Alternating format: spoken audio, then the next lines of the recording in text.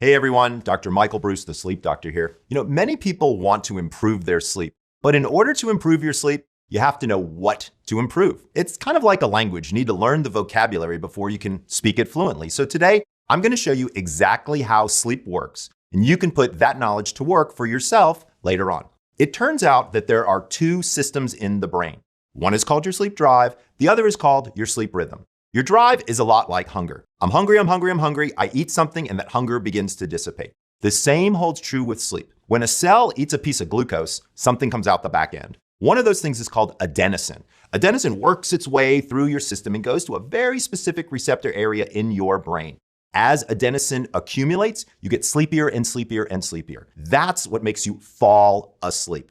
That's only one part of the system though. Part two is called your sleep rhythm, also known as your circadian rhythm. This is also a lot like hunger. So you ever notice how you're hungry like breakfast time, around lunchtime, and around dinner time? That is your circadian rhythm for hunger. You have one for sleep as well. Most people, at least here in North America, have a tendency to want to go to bed somewhere between 9:30 and probably 10:30, 11 o'clock at night. That's sort of their circadian rhythm for sleep. So what's interesting is if your drive is high and your circadian rhythm is high, you sleep. But if either one of these is off, that's when you can have a sleep disorder. So you might be saying to yourself, well, Michael, how can one of these be off? Well, let's think about it. Now, there is a situation where you have more drive than you have rhythm. What could that possibly be? Think about it like this. Let's say that you went out with some friends and you played volleyball or golf or you had a big activity. You're pretty physically tired, probably more tired than you usually are. And what do you decide to do?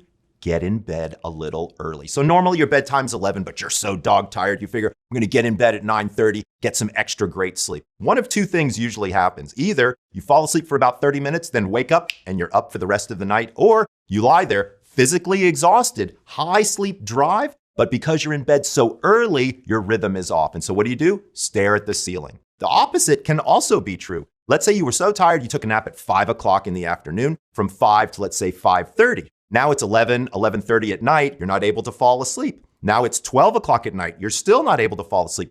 You've got lots of circadian rhythm telling you to sleep, but your drive is low because you napped earlier in the day. So once again, what you're really looking for is a balance. You want drive and rhythm to basically work with each other. Now, there's more to the study than just these two systems. It turns out that we have these things called sleep stages, and we also have these things called sleep cycles. Here, you're gonna see what's called a hypnogram. So this is what we use in sleep medicine to describe the entire evening. Let me break this down for you. So orange represents wake. And so you can see we go from wake into what's called light sleep. That's in the gray here. That is stages 1 and 2 sleep. Don't worry, I'm gonna explain to you what each one of those stages do in just a moment. Then we go into deep sleep, which is stages 3 and 4, represented by dark blue. Then we go back into light sleep and then go on into REM sleep, which is represented by the kind of baby blue color at the top. Now, that in and of itself is what we call a sleep cycle. Sleep cycles usually go from one REM period to the next REM period. They average somewhere between 80 and 120 minutes, but for a good rule, I would always say a 90-minute sleep cycle makes a lot of sense. So that little dance maneuver that we see here, you have to actually go in that order.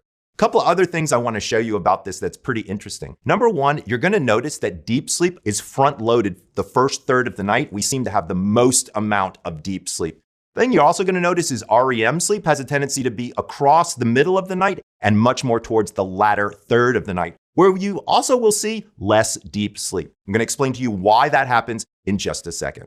The amounts are things that people like to try to understand because a lot of people use a tracker. So for stage 1, you should have somewhere between 1 and 2% of that given across the entire night. It's really a transitional stage. Stage 2 should make up somewhere between 45 and 50%. Stages 3 and 4, deep sleep is roughly 25%, and REM sleep is roughly 25%. Let's break it down one step further to know what each one of these stages actually does. So stage 1, which again represents 1 to 2%, this is the transition between wakefulness and sleep. This is where your muscles begin to relax, your breathing slows down, and your brainwaves start to slow down.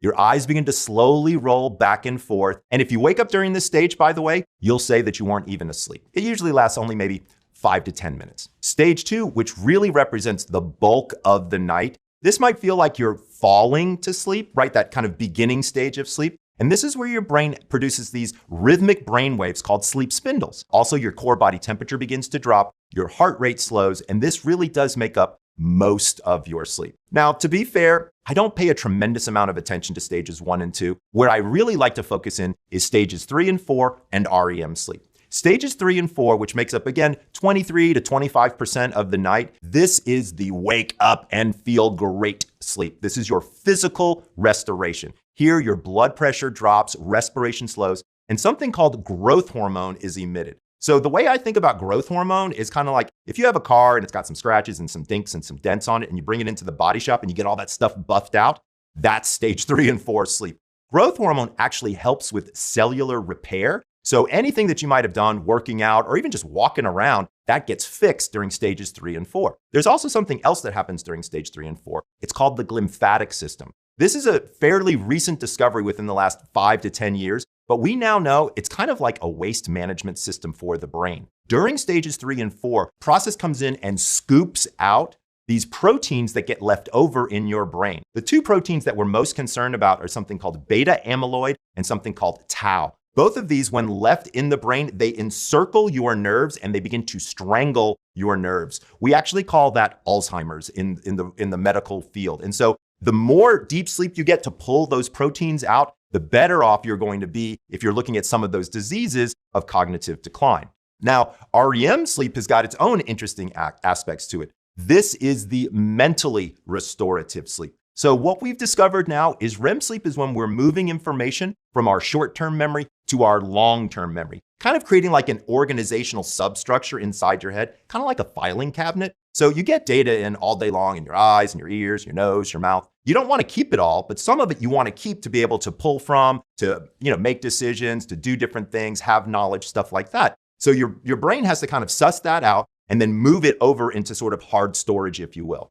Now, a couple of other things happen during REM sleep, which is pretty interesting. One of them is dreaming. So dreaming is a very interesting situation, something that I've personally got a lot of interest in lately. And what we're starting to discover now is dreams are what I call emotional metabolism. One of the things that happens during the dream, besides memory consolidation, is you work through your emotions. A lot of the imagery in the dream is imaginative. Between 5 and 15% of what goes on in a dream is factual, and the rest is our imagination trying to process the emotions that are coming with the particular scenario that's playing in our head. So one of the things that our body does to us is it paralyzes us so that we don't act out our dreams.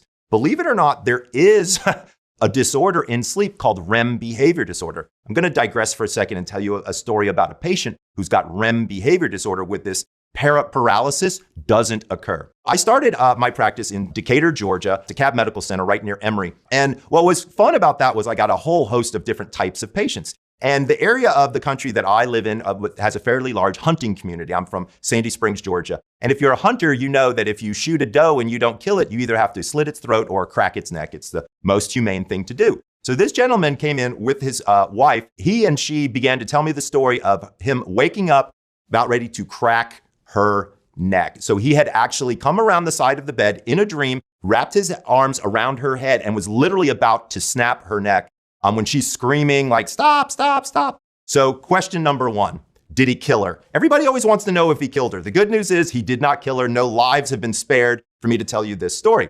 Question number 2 that I get all the time, are they still married? I'm going to be honest with you. She's a very patient woman, and we were able to find a medication called Klonopin, which is the medication that is used for REM behavior disorder to silence this activity altogether. But I use it as an example because one of the things that was fascinating about this case in particular is REM behavior disorder turns out in 35% of the cases to be a precursor for Parkinson's syndrome. In this gentleman, it turned out to be the case, and we were able to get him to neurology almost 10 years in advance of any Parkinsonian-like symptomatology. So when you start to see somebody doing crazy, funky things in their sleep, they could be sleepwalking, but they could have REM behavior disorder where they're actually acting out their dreams, and that could be a much bigger thing to be thinking about. Remember that most dreaming and REM sleep occurs in the last third of the night, and your body should have roughly 25% of that. Okay, so what do I do with all of this information now?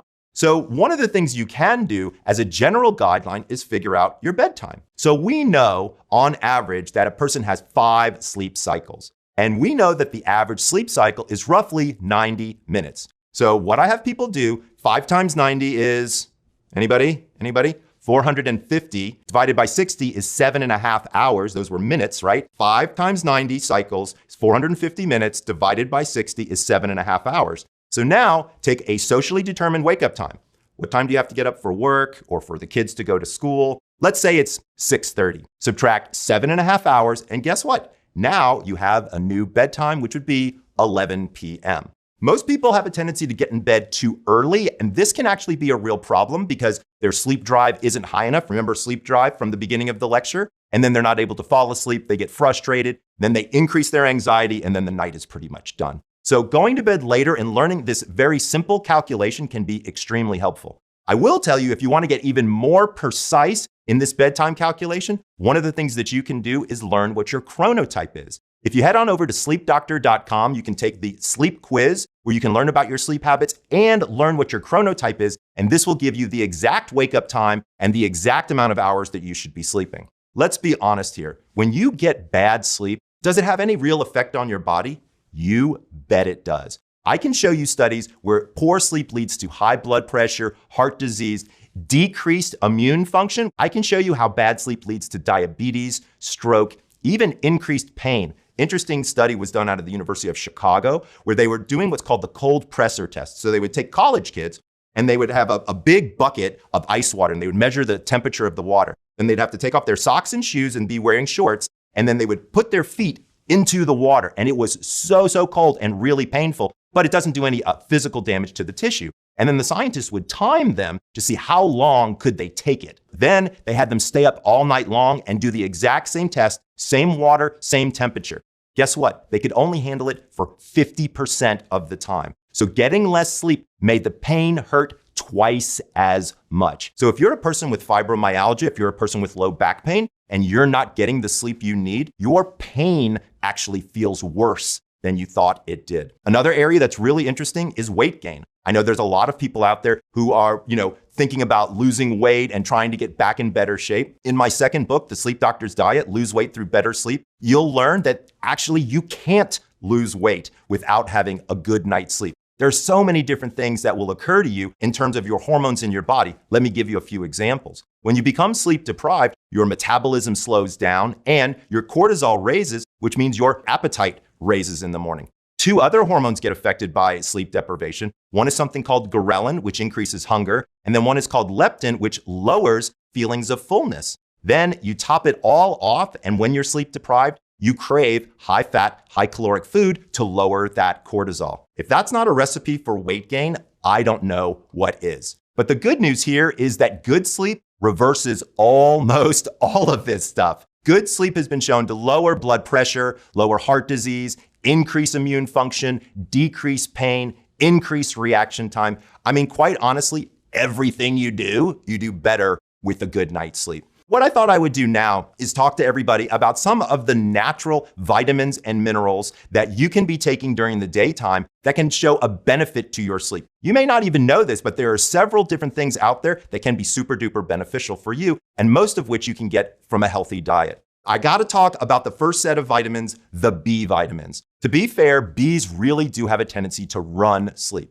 B3 in particular increases the effectiveness of something called tryptophan, and it lengthens your REM sleep. Tryptophan is something that you can actually make in your body. B6 is required for serotonin production, which is that calming hormone that helps you slow down. And B12 helps actually sustain normal sleep patterns. Foods high in the B vitamins might include things like whole grains, cereal, nuts, broccoli, potatoes, things of that nature. So do yourself a favor and you want to get your Bs. But you also want to be careful. If you're in the supplement world, I have personally found that if I take my B vitamins at night, they give me too much energy, and so I have to use a B vitamin supplement in the morning time. Tryptophan is something that's kind of interesting. It's a precursor to melatonin in the brain.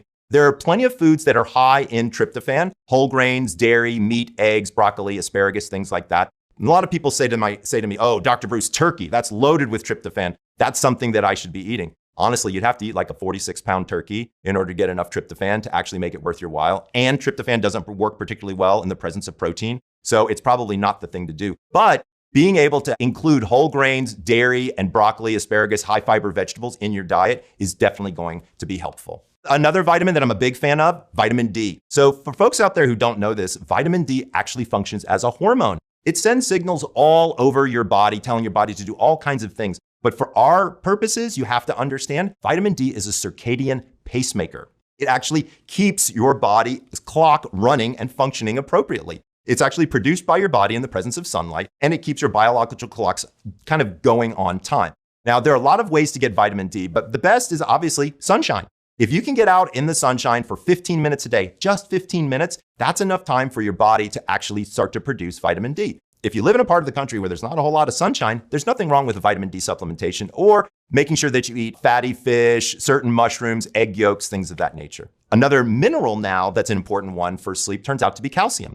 Calcium helps regulate blood pressure, and as well as it's a natural relaxer. So for folks who are deficient in calcium, that can be a problem. For you women out there who may have osteoporosis or have low calcium in your bones, this can actually be an issue for you. Foods that are high in calcium include products like broccoli, collards, kale, almonds, sunflower seeds, things like that, even dairy. Now, the biggie that everybody always wants to talk about is magnesium. And the truth of the matter is there's some data to show that magnesium is definitely helpful for sleep. But more importantly, a magnesium deficiency can cause insomnia. So one of the things we really want to avoid is any magnesium deficiencies. And to be fair, there's a lot of people out there with magnesium deficiencies. It turns out that you have to eat your magnesium. Your body doesn't produce it. And our soil has been so over-tilled over the course of time that magnesium isn't coming up through the root stalks of our root vegetables and really getting to us. So I would have to tell you that many people out there really do need to have some level of supplementation. Foods high in magnesium are things like bananas, dark leafy greens, avocados, dark chocolate, beans, nuts, things like that. But please, please, please, if you're going to supplement with magnesium, understand something. There are 10 different kinds of magnesium.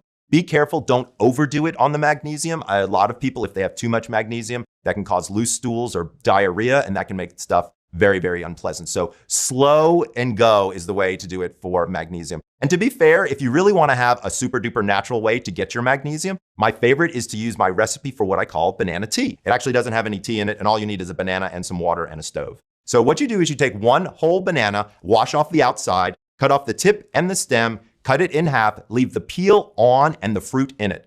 All I've asked you to do so far is wash off a banana and cut off the top and the bottom. The peel of the banana has 3 times the amount of magnesium as the fruit itself. So take those and drop them with the peel on in the water. Boil it for about 3 to 5 minutes or until the banana turns brown, and then drink the water. Maybe a cup and a half. Number one, as my daughter likes to say, Dad, it's very banana-y. So you really have to like bananas. But as long as you like bananas, it's loaded with magnesium. It's 100% natural. It does not interact with any medication out there. Does not interact with any other supplements. I will tell you though, if you are diabetic or pre-diabetic, this has probably got too high of a glycemic index, so talk with your doctor.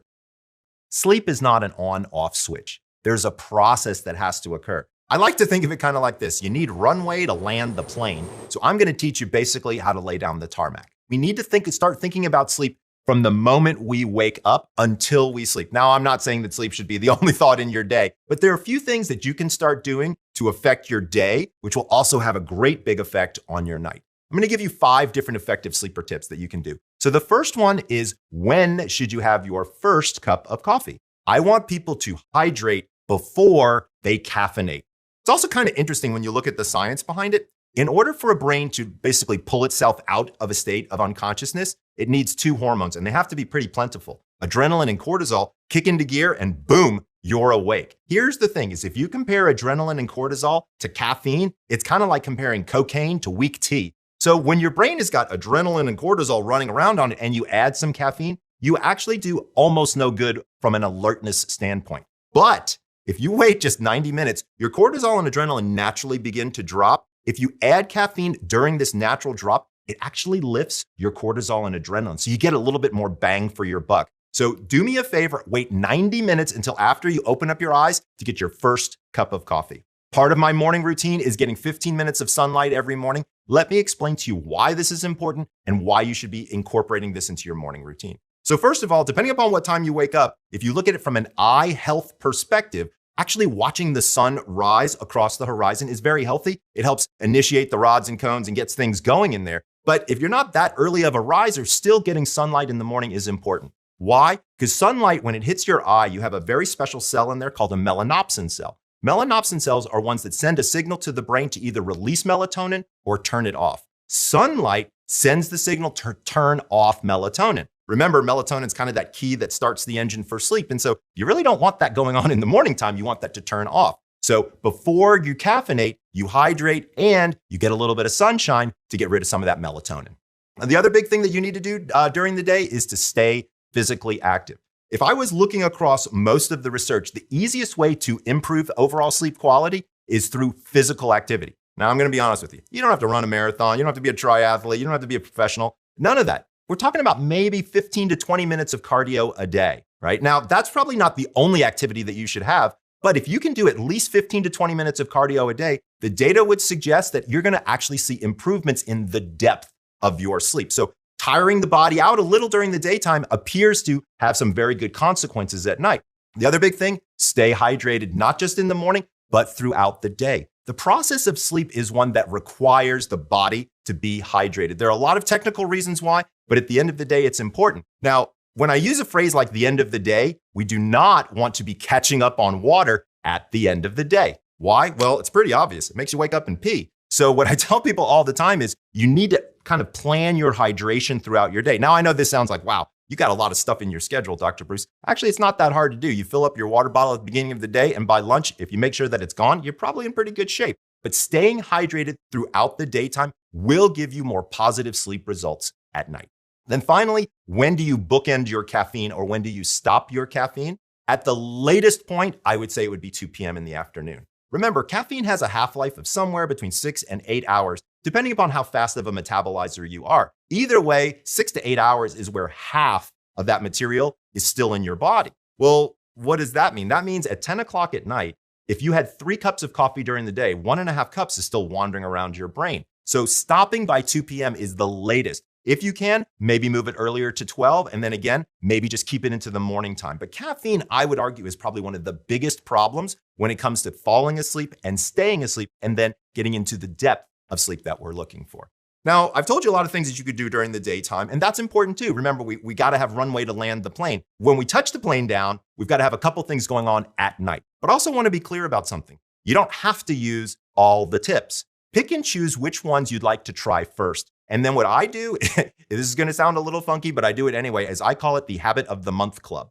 So what I do is I add one new habit each month at the beginning of the month in order to continue to move through my routines, because otherwise I add too much, it's a little overwhelming, and I don't really accomplish the things that I want to accomplish. So if you can, add one new sleep thing this month. Let me tell you what some of them are in the evening time. The big one, it's alcohol. While alcohol does make us feel sleepy, it's awful towards the middle and end of the night. And by the way, when you drink enough, you anesthetize your body. So when you go in for surgery and they stick an IV in your arm and then they pull it out and you wake up, you aren't asleep, you are unconscious. That's what alcohol does to you as well, especially when you get past 2 or 3 drinks. So if you want to have a glass of wine or a whiskey or a beer with dinner, I don't think I care. But when you go past 2 drinks, that's when the problem happens. Let's say it's 6:30 at night for dinner. And you sit down for dinner or 7 o'clock and you get your first glass of wine. Halfway through the meal, maybe you have a second glass of wine. Now you're starting to catch a little bit of a buzz. What that means is that your brain has gone toxic because alcohol is a poison and something has increased called cortisol. Remember when I was talking about cortisol a little bit earlier in the video and we were talking about how that's one of the things that wakes you up? You really don't want cortisol elevated right before bed, and that's what happens when you move past 2 drinks. So here's the best method for still being able to enjoy alcohol and get a good night's sleep. Limit your alcohol to 2 drinks. In between each drink, have a glass of water, and then give yourself 3 hours before bed.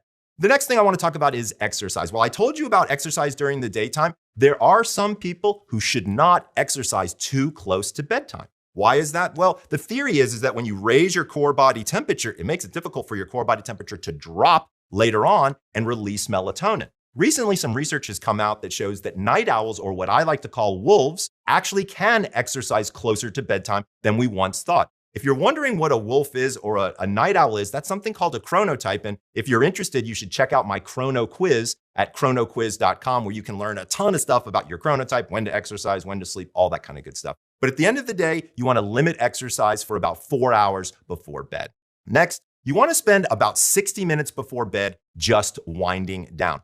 I call this the power down hour. And so when I'm looking at a power down hour, here's how I break it down. Let's say your bedtime is 11. Set an alarm in your bedroom or on your phone for 10 p.m. So this is an alarm to remind you, hey, it's time to get ready for bed. Because let's be fair, time can kind of slip away. So set that alarm as a reminder to start your bedtime routine.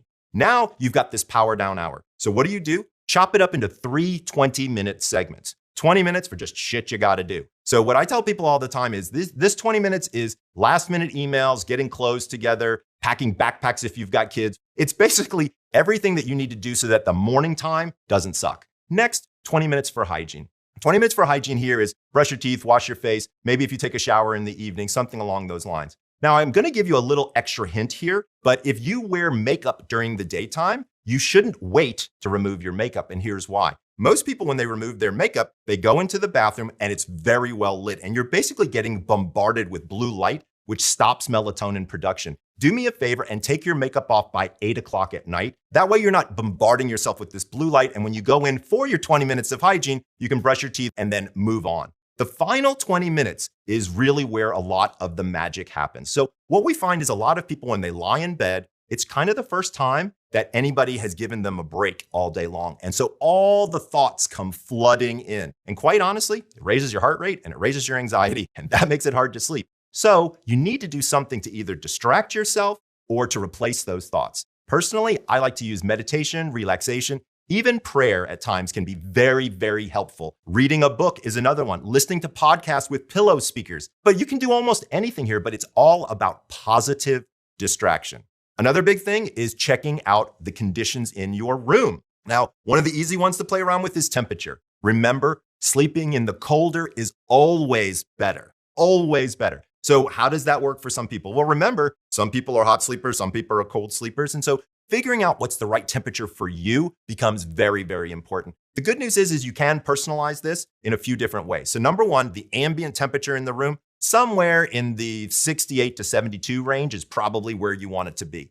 If that's still not cool enough and you're feeling hot, a couple of different things that you can do. Number one, consider sleeping with less clothing on. A lot of people sleep naked or just with a t-shirt and underwear, and that allows better thermoregulation. There's a lot of data now that's starting to come out that shows that intimacy becomes more frequent when you're sleeping naked. Another thing you can do, and this is a fun one, turns out there's no hair on the bottom of your feet, so you can actually release heat much easier. So if you're hot, what I tell people to do is don't wear socks and keep your feet out from under the covers. If you like to stay warm, put socks on and put your feet under the covers.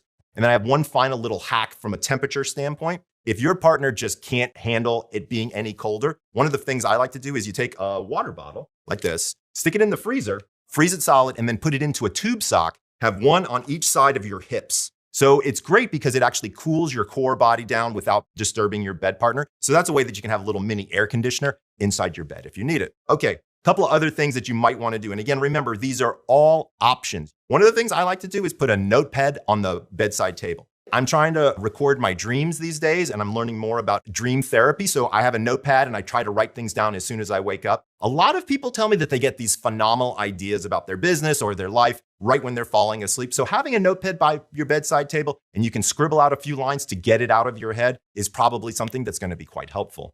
So there's lots of people out there who like to sleep with the TV on. I think I might be the only sleep doctor in the universe that says it's okay to sleep with the TV on. So what I view TV as is passive positive distraction. So when you're lying in bed watching TV, the content is just kind of flowing over you. You're not really actively engaging with the content, but you really want to avoid tablets and you really want to avoid your phone. Now, a lot of people turn to me and they're like, but Dr. Bruce, my alarm is on my phone. Bullshit. Go someplace, buy an analog alarm clock and bring it with you. You don't have to have your phone next to you because here's what happens. Somebody wakes up in the middle of the night, they reach over and grab their phone, and now you're done. You're off and running, scrolling, doing something else. You're getting bright light and you're not sleeping. So I'm okay with TV, but I'm not okay with tablets and I'm not okay with telephones. If I had to pick one thing that you did that was going to be the most helpful for your sleep, it actually has to do with your waking up, and that's sticking to a consistent wake up time. Now, I want you to base this on something called your chronotype, but the consistency of the wake up time turns out to be really important because it gives you consistency for all circadian processes in your body. Michael, what does that mean? You have almost 300 circadian clocks in your body. So by waking up at the same time every day, they all stay consistent. If you're having trouble sleeping, it can be difficult to know why. So I wanted to talk through 5 of the biggest causes of insomnia and what you can do about them today. Hey everyone, Dr. Michael Bruce, the sleep doctor here. I wanted to start with one of the most significant sources of insomnia, and you probably already guessed what it is. It's stress. Stress can often be a catalyst for insomnia, but a lot of people don't kind of understand why. So let's dig into some of the physiology behind that. Stress will amp up your fight or flight response, releasing something called cortisol into your bloodstream. So what happens is your body gets stressed and soon your muscles tense up, your heart rate is up, your brain starts working overtime.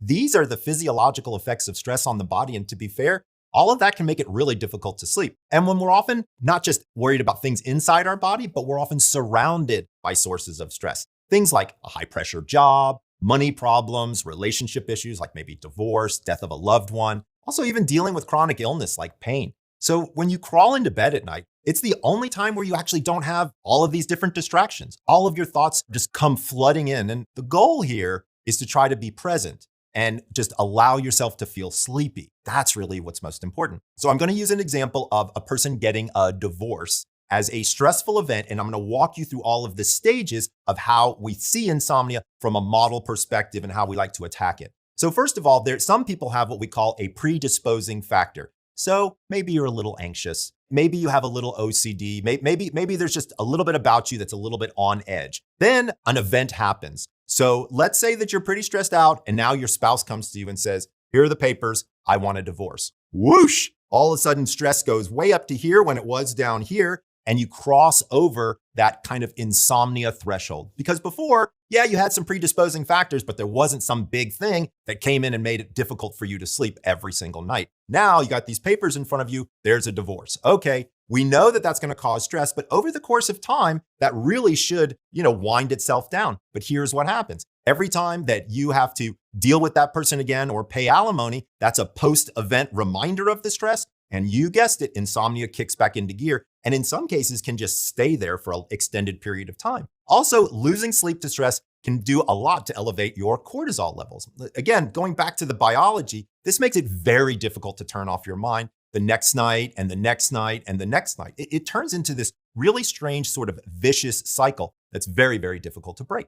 Next, I'm going to talk about something new, bed confusion. Okay, I know this might be a new one for you, and it's kind of an interesting idea, like how could I be confused with my bed? I mean, I sleep in it all every night. Bed confusion is when your body fails to associate your bed with actually going to sleep. This typically stems from doing too many different activities in bed that are not directly related to sleeping. That could be reading, it could be doing the crossword, it could be having a late night snack, surfing your favorite social media. It all just kind of depends. So I want to tell you a story about a patient I had who, it was really quite fascinating. She would come home from work, get into her pajamas by like 5:30, 6 o'clock. Then she would bring her food next to her bed. She would have her computer. She would have the television on, and she would basically go back to work for 3 or 4 hours. She'd work until about 10. And in many cases, what was happening is she was basically falling asleep with the work on her lap. Then she would say, oh gosh, I've got to get to bed. She would clear off her bed, lie down, and then not be able to sleep. Why? Because at that point in time, her body was used to working in that space,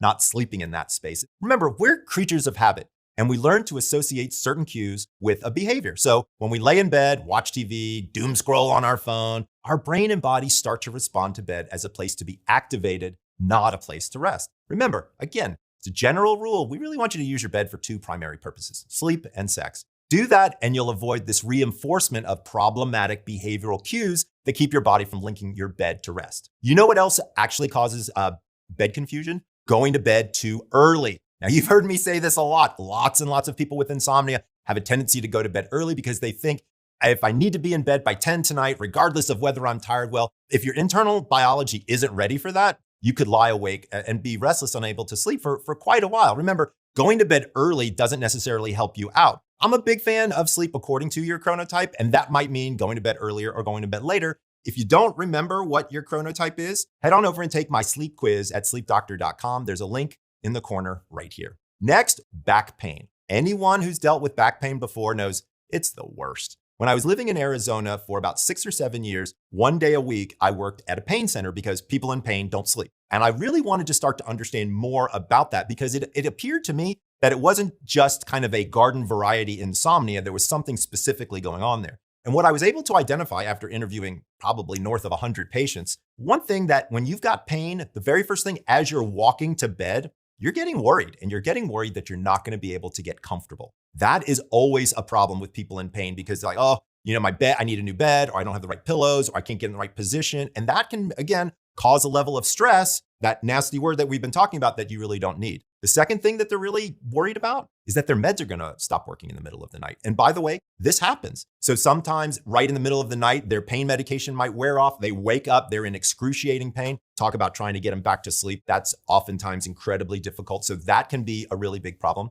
Also, the third one is, what if they hurt themselves while sleeping? Like their bed is not supportive enough. As an example, my wife has 4 torn discs in her back. And sometimes we're concerned if she doesn't sleep in the same spot, because if she twists or turns, she could actually throw her back out while she's sleeping. This is, again, something that a lot of people in pain have a tendency to worry about. One small wrong turn, one small wrong direction, guess what? You feel like you've been stuffed into a trash compactor. Pain can make it very difficult not only to fall asleep, but to stay asleep, which, as you guessed it, is one of Insomnia's trademarks. So 3 quick tips to start addressing sort of the root of this problem.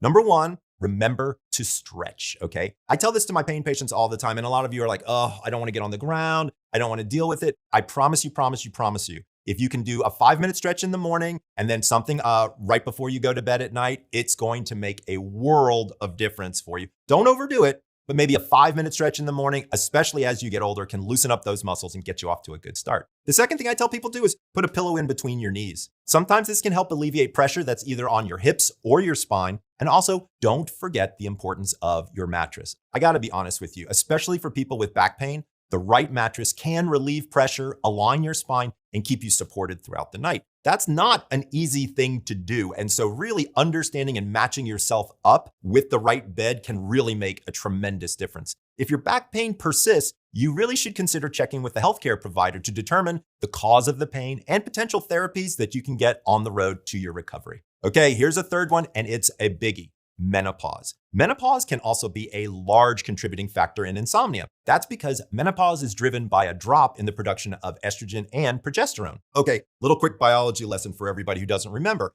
Estrogen is known for being a hormone that regulates reproductive function as well as the menstrual cycle, but it contributes to better sleep. Higher estrogen levels are connected to less waking up during the night, as well as an easier time falling asleep. Progesterone, on the other hand, helps prepare the body for pregnancy, but it also regulates your mood, protects against anxiety. Remember, mood and anxiety affect sleep a lot, and contributes to a sense of calmness. It's been linked to an increase in the production of GABA, which is kind of what I call the brakes of the brain. It's a neurotransmitter that seems to slow things down. As the production of these hormones declines, it can throw off the delicate balancing act that the body performs to regulate your mood, your energy level, your libido, and you guessed it, your sleep. What's more, hot flashes are a part of menopause that can, for many people, seriously impact sleep as well. I'm going to tell you a little bit about a patient that I had that was pretty interesting in terms of understanding what was going on with her from a menopausal standpoint. Her biggest symptom was, you guessed it, these hot flashes. She called it her own heat wave or having her own private summer. She was actually cooling her room so that it was like, 60 something degrees every night, like 60, 61, 62. Her bed partner was shaking cold all the time. And the truth of the matter is she would have a hot flash. Then because of the perspiration, the cold air would hit it. It would wake her up. She would have to wipe herself down, change clothes. As you can imagine, it gets pretty much into a mess. And so one of the things that we did was we actually got her a cooling mattress pad. You might be wondering, hold on a second, I didn't even know there was such a thing as a cooling mattress pad. There really are. There are now a couple of companies where they'll make an overlay that goes over your bed but under your sheets. And they'll have a thin tube, you can't feel the tube, and maybe hot water or cold water will run through it. And that can be very helpful in lowering your core body temperature. The tools that are out there are really quite good, but for some people, they might be a little bit on the expensive side. So before you go out there and run and grab one, I will tell you about my favorite technique, which is my water bottle technique. So what you do is you take a plastic water bottle and you stick it into the freezer, maybe even 2, and then you put each one inside of a tube sock. That way the direct cold doesn't touch you. And then you put one on your outer hip and the other on the other outer hip. And what I can tell you is it's like having your own personal little air conditioning unit. It doesn't get wet in the bed, but it does definitely keep you cooler. And then you just take them in the morning, stick them back in the freezer, and then bring them back for you. Okay, we're on to a new area, which is diet and sleep. Researchers from Columbia University found that diets high in refined carbohydrates have been linked to a higher risk of developing insomnia. That means soda, sugary foods, white rice, white bread are all foods that you might want to eat in moderation or if you can, get them out of your diet. So remember, when you eat sugary and carbo-loaded foods, your body releases insulin in response to a rapid increase in your blood sugar. Then when your blood sugar drops, hormones like adrenaline are released, which can make it harder to fall asleep. When that carb and sugar craving hits you, you can try eating a serving of fruit instead. While they still contain sugar, the high fiber content of fruit helps moderate blood sugar spikes that can impact sleep. So as an example, I'm going to tell you about somebody who doesn't do it the right way that we had in our sleep lab a few years ago. So when I was practicing in Georgia, I'll never forget, I was in late at night and the tech called me over and they said, Dr. Bruce, you need to check something out. We had a patient and all of a sudden they would look both ways. The sheets would come up in front of their face and then they would pull it down and they'd be doing this. They'd be chewing, right? So I was like, I wonder what's going on. Then they'd do it again and come back down, chewing again. So we went in, knocked on the door and we said, hey, it looks like you might be eating something. She pulled back the covers and she had one of those things that you get at Christmas, those 4-pound Hershey bars. I'm not joking. It was like this thick and she was like gnawing on it on the end because that was what she liked to do. She did this at home. She had sugar right before bed. Well, I'm here to tell you a 4-pound Hershey bar is probably not what you're looking for. Okay, last one, and this one's kind of interesting. Let's talk about napping as a potential cause for insomnia. Now, a lot of people don't know this, but napping in and of itself can make it difficult or lower your sleep drive. I want to be very clear. Naps are not bad for you, but they're not so good for people with insomnia because, again, it lowers their sleep drive. In fact, a well-timed nap can actually come with numerous health benefits. It can give you an energy boost, elevate your mood, improve physical performance. But remember, you don't want to do anything with a nap that's going to interfere with your ability to fall asleep at night. As an example, I'll tell you about a DJ that I work with.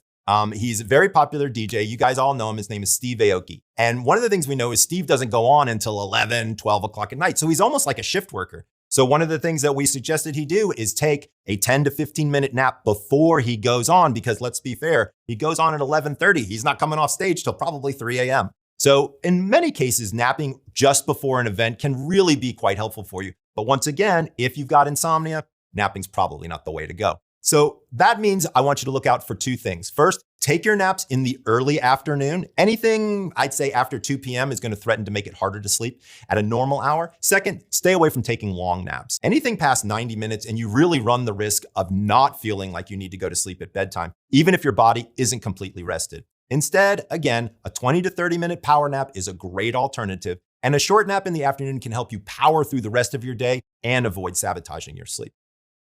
I'm going to share with you some of my crucial tips and techniques, as well as 4 key things to avoid so that you can fall back asleep in the middle of the night quickly and easily. When you're falling asleep, your core body temperature rises until about 10:30 at night, then it hits its peak and then it begins to drop. That drop is a signal to your brain to release melatonin. Think of melatonin as sort of the key that starts the engine for sleep. Now, why this is important? Because at some point, your core body temperature will actually hit a bottom and start to go back up. When it starts to go back up, this is when you actually move into a lighter stage of sleep. And guess what time that is? Typically between 1 and 3 o'clock in the morning. Since as we age, we naturally spend less time in deep sleep, these body temperature fluctuations can trigger our nighttime awakenings. So here's what you can do about it. First, let's jump into discussing things you need to be avoiding. The reason I'm starting here is because I typically see people doing these things at night, which are likely triggering their inability to actually fall back to sleep. The first thing to avoid is waking up and looking at the clock. I know this sounds trivial, and in the grand scheme of things, it's probably not the worst thing to do, but let me explain. Looking at the clock and registering what time it is becomes the very thing your mind begins to fixate on. So here's the scenario. You just woke up, you look over at the clock and see what time it is. Then you instantly do the mental math and determine how much time you have left to sleep. And now you are anxious. You're back to that time of night that you hate. This is exactly the kind of cycle that builds anxiety by increasing your heart rate. The one metric that you must know is that you must have a heart rate of 60 beats or below to enter into a state of unconsciousness. So the goal here is to avoid an increased heart rate altogether by not looking at the clock. So the second thing to avoid is looking at your phone. Kind of a no-brainer here, but I get it. Basically, everyone sleeps next to their phones. It's very easy to just reach over, grab it, and either check the time or see if you have any notifications. While I see this more often with my younger patients, it is becoming more common with my seniors as well. 2 key things here. If your phone isn't already on the lowest dimmer setting, the light from your phone can activate your brain, which makes it harder to relax. And number 2, you're increasing your heart rate, which is the opposite of what I need you to be doing. The third thing to avoid, and I hate to say it, is getting up and going to the bathroom. Remember, in order to enter into a state of unconsciousness, you need a heart rate of 60 or below. So here's what happens when you wake up to go to the bathroom. Well, you go from a lying position to a seated position to a standing position, and when you walk over to the bathroom and then come all the way back to your bed, what do you think you just did? You just raised your heart rate, which puts you at a disadvantage when trying to fall back asleep. Now, I do want to say this, please don't stress yourself out too much here. I don't want you to think that if you get up to pee, you'll never be able to fall back asleep. That's not what I'm saying. Sometimes having to pee is what's keeping you up. It's just something for you to be aware of next time you wake up because it could be something that you control. The last thing to avoid is turning on the lights. This is typically associated with either getting up and going to the bathroom or going to get some water or a snack from the fridge in the kitchen. Light can significantly affect an individual's circadian rhythm. Circadian rhythms are internal patterns that change over a 24-hour cycle in response to environmental cues. For example, light alerts the body when to be awake, while darkness signals the body to feel more tired. So when a person is exposed to artificial light, it can confuse the body into thinking it should be more awake at times when it should be resting. If you have to get up, I'd recommend keeping a small nightlight either in your bathroom or in your kitchen to minimize the amount of disruption that you might be experiencing. Another helpful tip would be to keep a glass of water on your nightstand so you don't have to get up out of bed in case you're thirsty. Okay, Dr. Bruce, well, what happens if I'm avoiding all of those things and I still struggle to fall back asleep? Well, I'm glad you asked because now we're going to talk about some of those critical tips and techniques to help you get back to bed. All right, my number one favorite technique I tell people to do if they're struggling to fall back asleep is called 4-7-8 breathing.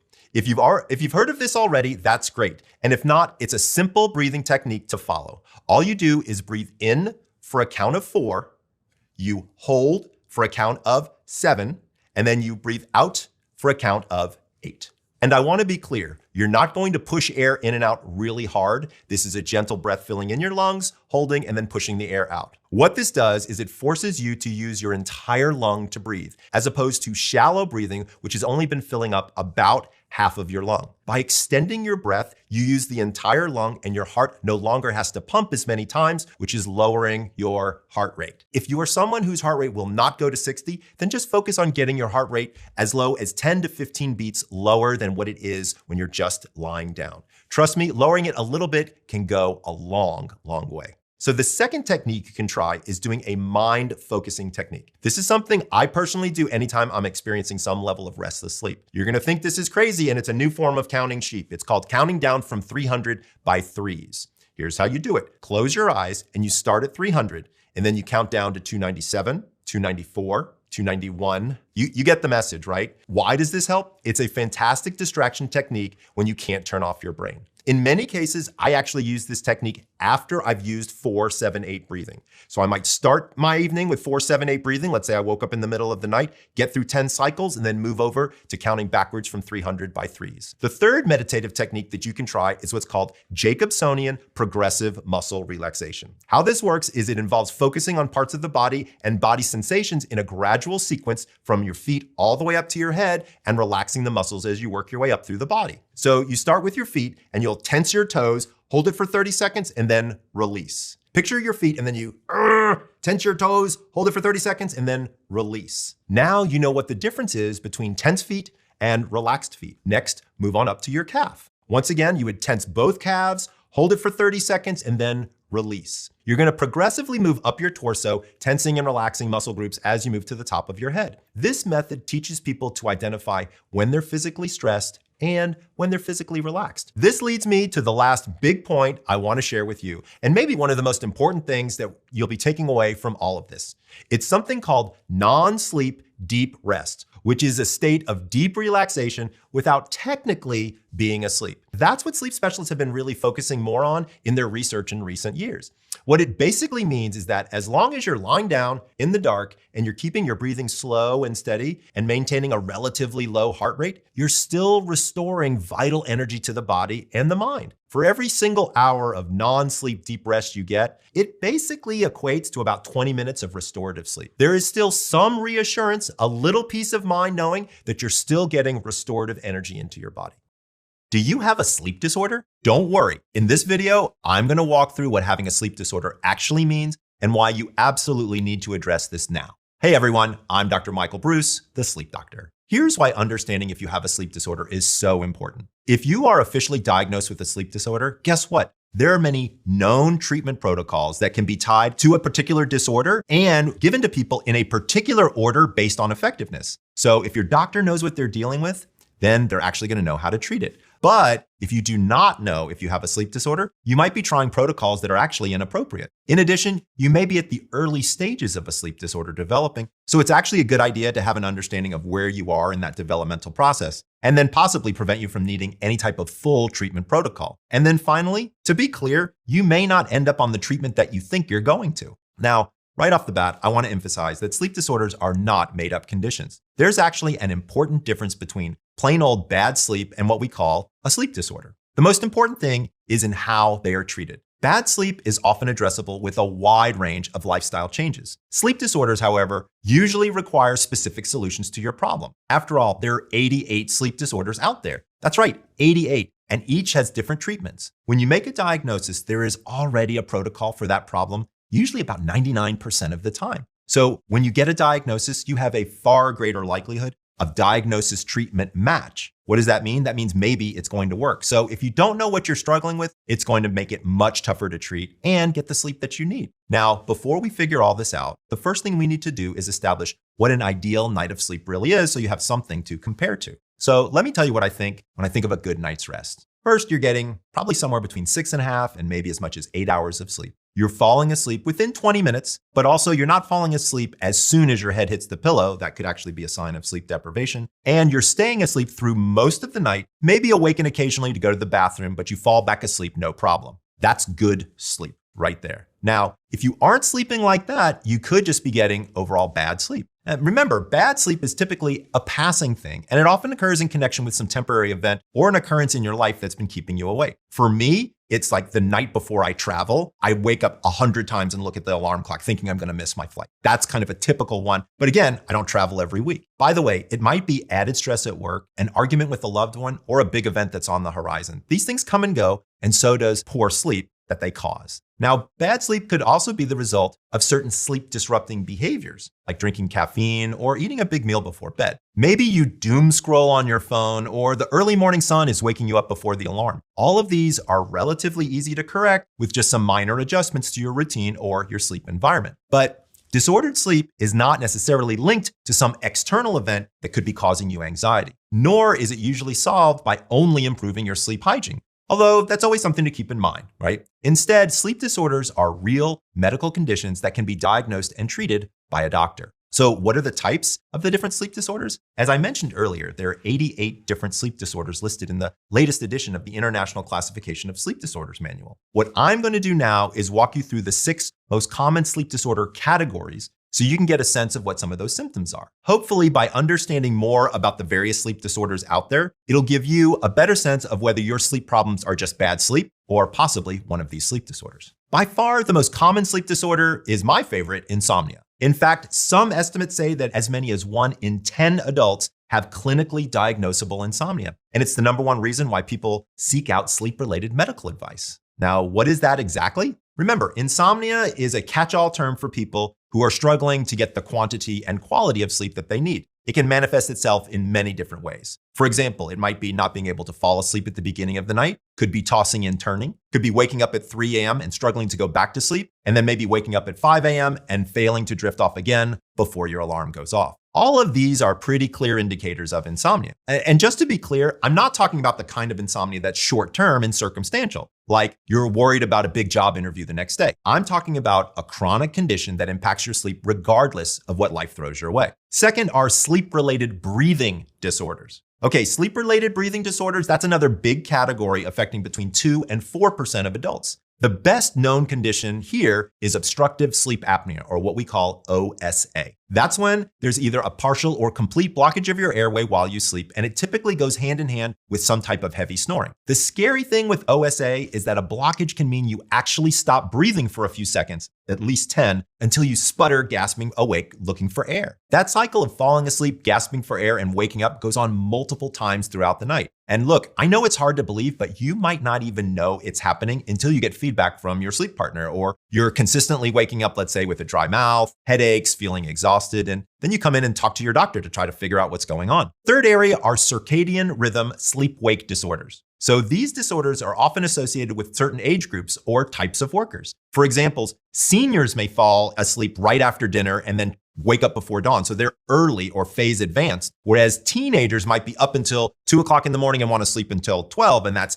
phase delayed. Now, that's not necessarily a problem, but if your body clock is completely out of sync with your environment, then you're going to be struggling to get the sleep that you need. Sleep-wake disorders are particularly common in shift workers as well. Hey, maybe you're one of America's 15 million or so shift workers who works overnight and whose body refuses to sync up with your graveyard schedule. You're going to be dealing with extreme fatigue, which can be a real issue when you need to be ready to do your job, but you're feeling like you need to go back to bed for another 8 hours. Okay, so insomnia, obstructive sleep apnea, sleep-wake disorders, these are all fairly well known. Now, I wanted to turn to a couple of conditions that are maybe a little less familiar, but still affect a significant amount of people. One of the lesser known categories of sleep disorders is called hypersomnolence. Essentially, these are conditions associated with chronic exhaustion. You're going to have trouble staying awake and alert during the day, and sometimes that can be caused by your own habits. Maybe you're not prioritizing sleep. Maybe you're burning the candle at both ends, and so you're exhausted all the time. But sometimes hypersomnolence is actually the result of a sleep disorder. For instance, you've probably heard of something called narcolepsy. That's a condition that makes people fall asleep at random times and without warning. And treating this kind of hypersomnolence is going to look different than treating chronic fatigue.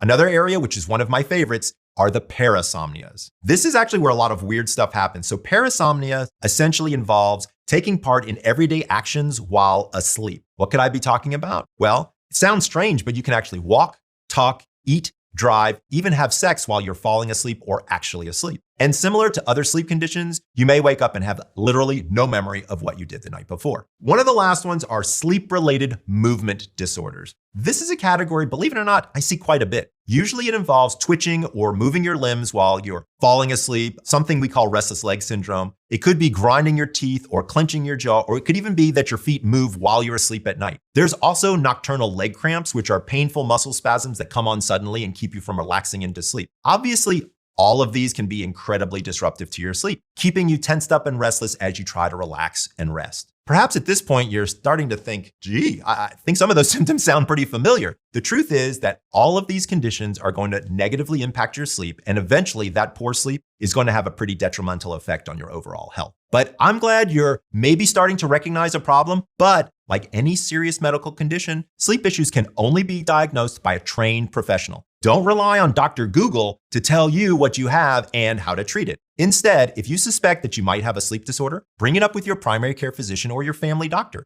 They'll probably start asking you a series of questions about your symptoms and gathering a list of any medications you take and any underlying conditions that you may have. Remember, sleep is kind of the litmus test. If you're healthy, you sleep well. If you don't sleep well, it could be a sign of trouble. I honestly can't tell you how many times the information in a standard sleep questionnaire led me to connect the dots and discover another issue that needed to be treated immediately and that actually saved a patient's life. If you have a sleep diary, and I highly recommend that you start one if you're experiencing any sleep problems, be sure to take it with you to the appointment. There can be diagnostic clues in there that can actually help your doctor point them in the right direction. Now, after they get a sense of your medical history and current symptoms, they may suggest that you get a blood test to check for deficiencies. Remember, I like to look for vitamin D, magnesium, and iron in particular. They could also recommend an at-home sleep test to get a more objective database look at your sleep. Once you have an official diagnosis and your doctor can then design a treatment plan specifically for your sleep issues, that's going to look very different for each person, but it could involve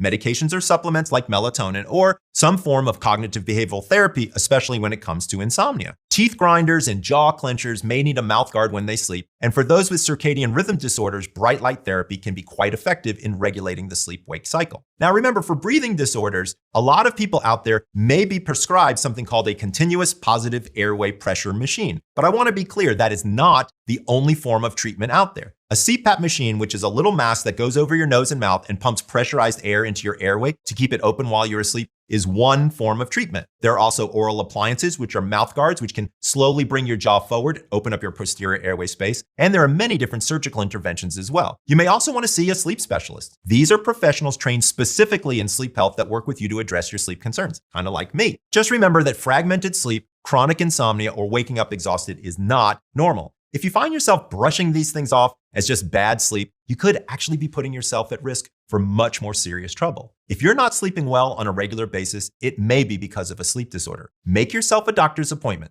In some cases, it will be all well and all you need to do is adjust a few behaviors to get some better rest. But in other cases, you could prevent an undiagnosed sleep disorder from wreaking havoc on your health and well-being. Hopefully, your sleep issues aren't an actual disorder and are just a case of bad sleep, in which case, easy lifestyle changes can be just what you need to get better sleep. This is Dr. Michael Bruce, the Sleep Doctor, wishing you sweet dreams.